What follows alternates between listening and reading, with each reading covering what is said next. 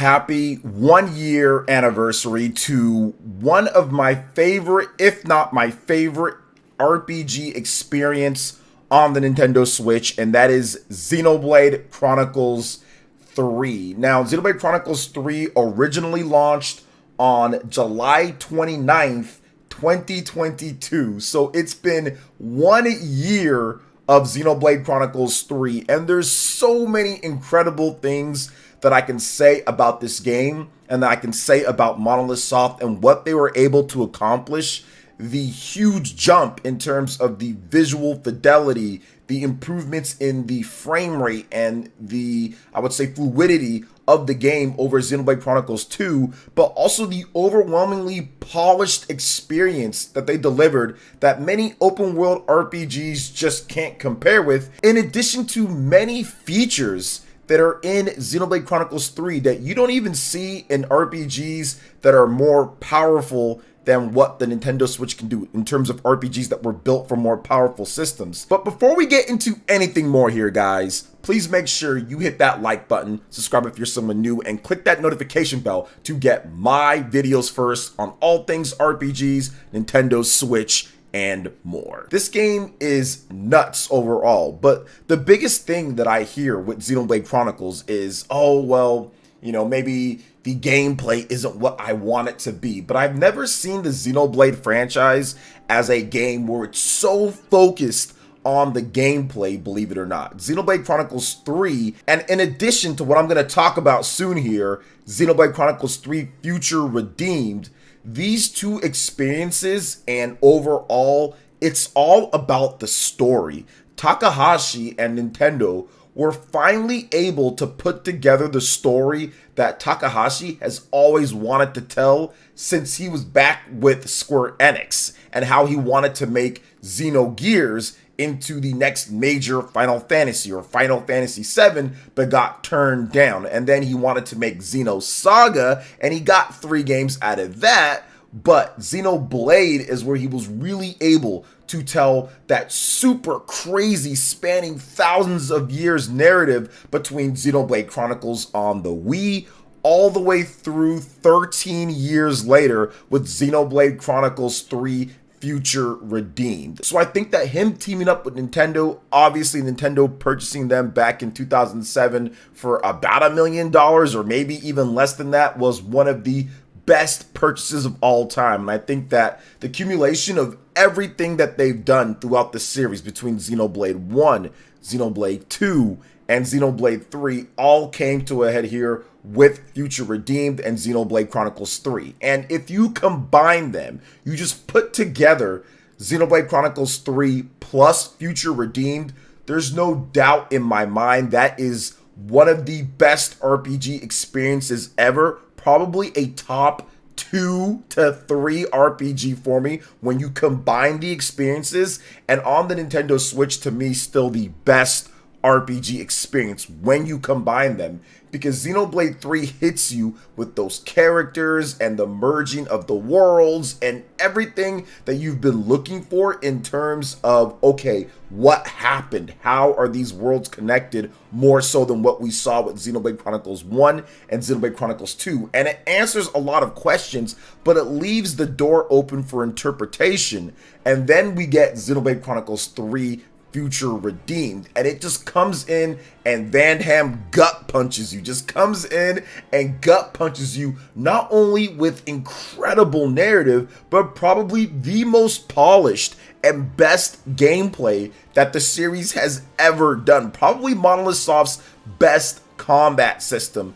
There are so many incredible tweaks and fixes to the game. A lot of the things that were kind of a slog in Xenoblade Chronicles 3 is smoothed out quite a bit in Future Redeemed, which is very similar to what they did with Xenoblade Chronicles 2 to Xenoblade Chronicles 2 Torn of the Golden Country. The biggest difference here, though, is that Future Redeemed is actually a better game overall than Torna. Not only does it have those crazy set pieces and in that history of going back in time and seeing what happened to certain characters, but I think that the game, the organization, the flow of the game, albeit short, is so much better than any other game Monolith Soft has ever produced. Being able to track everything in terms of your exploration, your collectopedia, your items. It made actually experiencing and exploring, it made it fun instead of you having to refer to guides or waste a million different Nopon coins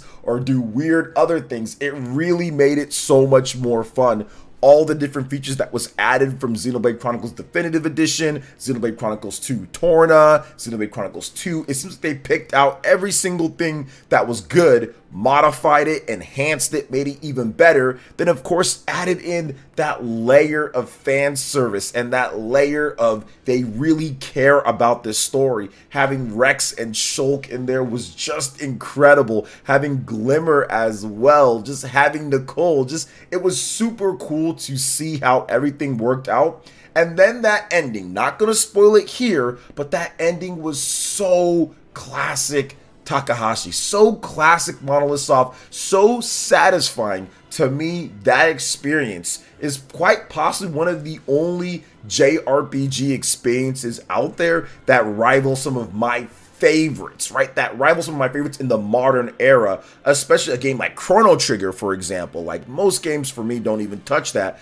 but Xenoblade Chronicles 3 with Future Redeemed, like, I have to say, oh man, this is so good. It actually rivals it in some respects, and I think that Future Redeemed is absolutely even underrated, but that is the best reviewed Xenoblade game in terms of just overall is Future Redeemed. It doesn't have enough reviews to really qualify for lots of stuff, and it's not a standalone, but that 92 average, it really is every bit as good of that, because the original Xenoblade, I think, got like a 92 on the Wii, but since then, the highest rated game was Xenoblade Chronicles 3, which that is an 89, almost right there at that 90, and it deserved every bit of that 89 average. So to me, Xenoblade Chronicles 3, with how polished and good that game is, along with how incredible, even more polished to a degree, with Xenoblade Chronicles 3 Future Redeemed, it's just something that really can't be replicated.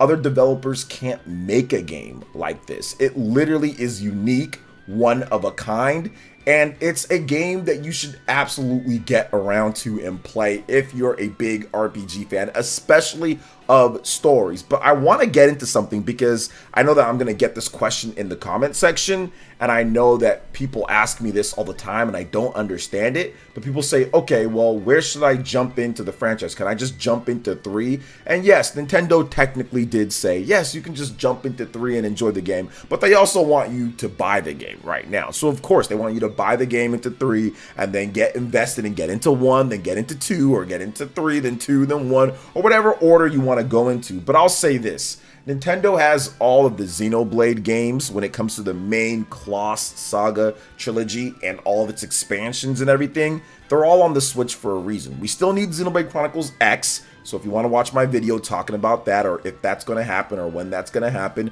check out my video, link in the description, or at the end of this video, you'll see it there. But I feel that the Kloss Saga is so important and it's so riveting and moving. You should definitely start out at 1. Start out at Xenoblade Chronicles Definitive Edition. It's there for a reason. They've modified it. It's remastered. They've fixed up some things. They've added quality of life features. It is a much better game than the original Wii version of the game, especially if you're trying to 100% it or do all the different things, because Monolith Soft had a lot of weird things that they did back then in terms of fighting certain unique enemies or elites or doing different things, and this game really smooths out a lot of those. Now, Xenoblade Chronicles 2, that is a little bit of a different experience. Some of the tone and what they do changes a bit, some of the features and the combat. But if you like Xenoblade 1, Xenoblade Chronicles 2 is going to be just as good to a degree when it comes down to it, and you're going to be playing the experience after all the patches. The beginning of the game was a bit rough. When it first launched, It was rough. You can tell that the team size definitely wasn't as packed or full as maybe it should have been, as they needed to patch the game multiple times in order to get it really optimal or more optimal. And even then, there was still some issues like with the frame rate in certain places and things like that. But overall, play the game for the story. So go into Xenoblade 1, play that. You can play the Future Connected DLC that's also attached to it right after you beat 1. Then get right into Xenoblade Chronicles 2 and play that, and then jump right into Torna, which you can also buy from the expansion pass right there, or you can buy it separately if you can find the physical separately, or you can buy it standalone on the eShop. Then get right into Torna, and then after you're done with that, get right into Xenoblade Chronicles 3, and then jump into Future Redeem. Just do it in that order as they released, and you'll be fine. And I'll say this, there is ways, because these games are long, obviously. There are casual modes. Xenoblade Chronicles 2 has a slider to where you can adjust the difficulty, so just use that to your advantage if you're really just trying to just see the story. Xenoblade Chronicles 1 has a casual mode. You have to be pretty high level in order to beat some of the bosses in the game, even the main story bosses, so use the casual mode if you need it. And Xenoblade Chronicles 3 has an easy mode. It's the first Xenoblade game to actually have multiple difficulty levels, not just like a normal or casual or expert modes where they kind of modify some things. So that one actually has easy, normal, hard. And to me, the hard mode is essentially the normal mode, and the normal mode is pretty much the somewhat easy mode, and the easy mode is I'm turning off my brain mode, and I don't really want to pay attention at all in terms of what's going on. I just want to be able to body everything. So you can play it at whatever you want. But for me, I played that at the hard mode, and it was incredible. It was challenging. It was fun. The side quests were the best. I think that Xenoblade Chronicles 3 by far has one of the best, or the best side quests in any RPG on the Nintendo Switch, hands down. They felt emotional, impactful, and there was very few that really wasted your time too much. So I absolutely recommend doing all of the major side quests in Xenoblade Chronicles 3. There's a lot of cool stuff that happens. So I just want to say this again, happy anniversary to Xenoblade Chronicles 3. It's an incredible game. Go pick it up. It's a lot of fun, and definitely play the series, play Xenoblade. Takahashi and his team, Monolith Soft, they did a great job with the series, and I'm so happy that it's pretty much came to a stopping point with this, and Future Redeem has wrapped stuff up so we can see the next chapter of what Monolith Soft does. But shout outs to Xenoblade Chronicles 3. It is an amazing game, and congrats again to Monolith Soft for 1 year of excellence in Xenoblade Chronicles 3, plus Xenoblade Chronicles 3 Future Redeemed. And here's to the future. So what are your thoughts on Xenoblade Chronicles 3 and Monolith Soft, their future? Let me know in the comment section. Also, make sure you hit that like button, subscribe if you're someone new, click that notification bell, and check out our other videos right here on screen, like this video that I made talking about if Xenoblade Chronicles X is going to be coming to the Switch soon. Thanks for watching. We'll catch you for the next one. Peace.